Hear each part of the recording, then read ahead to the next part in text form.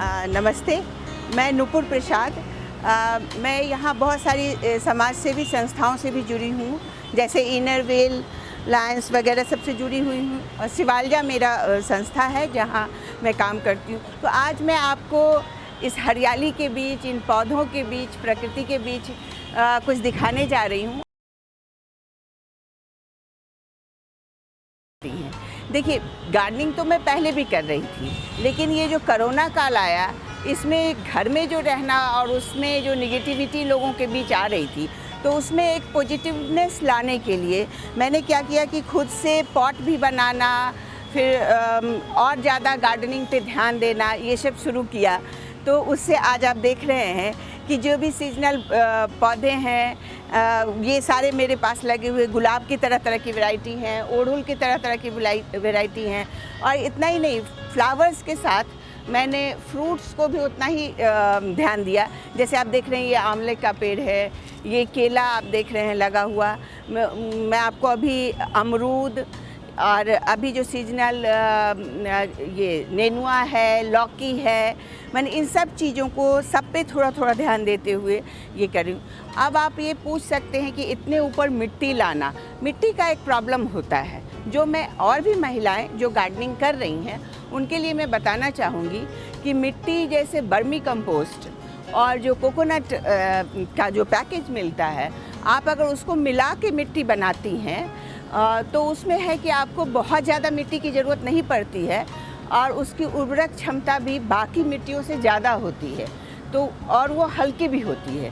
तो जैसे छत पे अगर आप लगा रहे हैं तो उन सब चीज़ों को अगर मिला करके आप गमले में डालते हैं तो उसका वेट भी कम रहेगा और सब्जियां या फूल फल जो भी आप लगाएंगे वो बहुत अच्छा उसका रिस्पांस रहेगा। समय समय पे थोड़ा सा कीड़ों पे भी ध्यान देना होता है।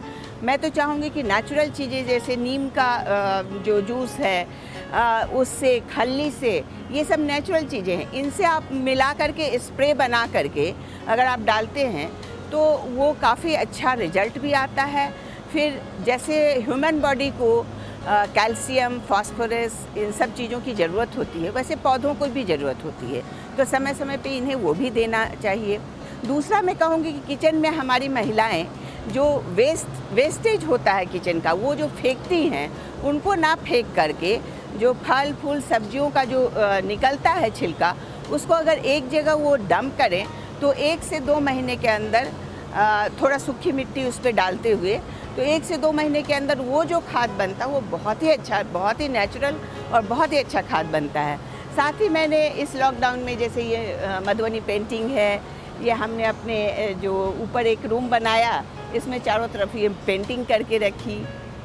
फिर कुछ पॉट्स मैंने बनाए, वो पॉट बनाना भी मैं महिलाओं को सिखा सकती हूँ कि जैसे आपको लगता है कि बाज़ार जाइए, बार बार गमले खरीदिए तो थोड़ा सा एक्सपेंसिव लगता है, बट आप बहुत ही खूबसूरत पॉट खुद से बना सकते हैं।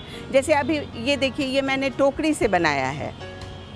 ये पॉट मैंने जो टोकरी आती है फलों की, उससे बना, मतलब आम भर के आया था। इसमें कुछ नहीं, मैंने रस्सी जो होती है नारियल की, उसे चारों तरफ से बांध दिया और उसके ऊपर हाथ से सीमेंट तैयार करके थोप दिया और फिर उस टोकरी को हटा दिया, आपका गमला तैयार।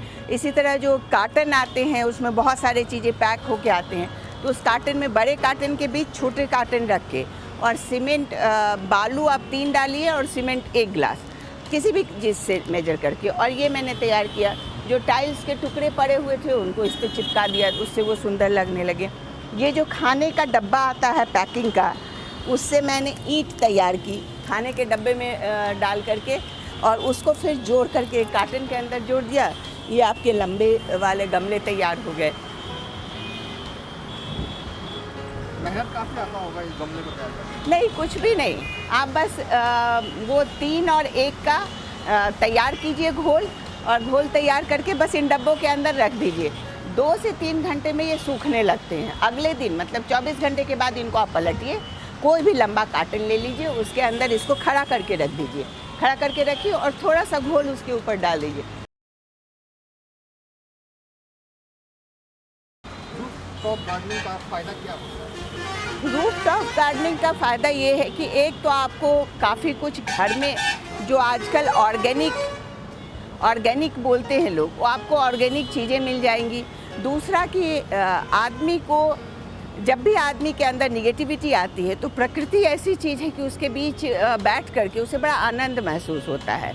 और हरियाली के बीच तो आपको बहुत अच्छा ऑक्सीजन मिलना, हरियाली मिलनी, आपकी पॉजिटिविटी, ये मैंने देखा है इस लॉकडाउन के अंदर।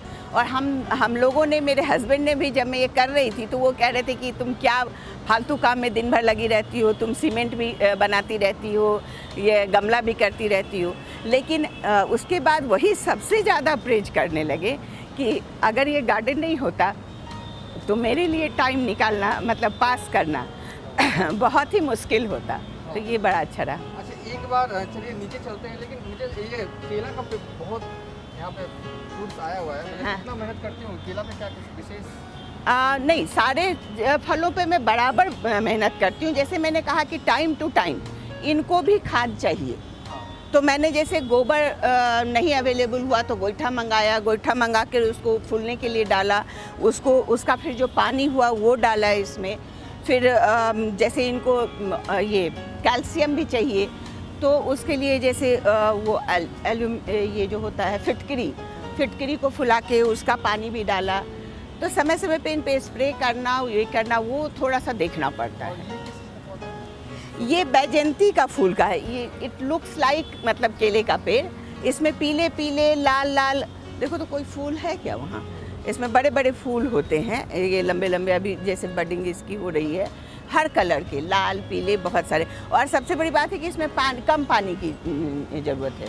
कम पानी में ये बहुत अच्छा निकलते हैं। अनार भी है। ये अनार है, ये कागजी नींबू है, ये अमरूद है। ये अमरूद की एक वैरायटी हुई, दूसरी वैरायटी हमने अभी गमले में लगाया है, उसको बहुत जल्दी बेड में डालूंगी, वो रेड वाली बड़ी वैरायटी होगी। ये मिर्ची का पेड़ है, ये नेनुआ है, ये भी आम है, और ये शरीफा है। उसके बगल आप लीची का पेड़ देख रहे हैं। तो मैंने कोशिश किया है कि मेरे पास जो जगह है गार्डन में उसमें सारी चीज़ें यहाँ ला सकूँ। आप प्लास्टिक की बोतलों को रीयूज़ भी करती हैं? बिल्कुल, मैं वही अभी बताने वाली थी कि जैसे लोगों को लगता है, महिलाओं को, कि इतने गमले कहाँ से लाऊं, क्या करूं। तो आपके यहाँ प्लास्टिक की जो बॉटल है उसको आप इधर उधर फेंक करके, ये प्लास्टिक जो है ये कचरे के रूप में हमारे प्रकृति को नुकसान पहुंचाता है। लेकिन आप उसको रीयूज़ अगर गमले की तरह करेंगी, उसमें से सिर्फ होल बनाना होता है, 2 होल बना लीजिए। तरह तरह के आप, लौकी अभी बडिंग कर रहा है थोड़ा बहुत, मेरी लौकी आ रही है।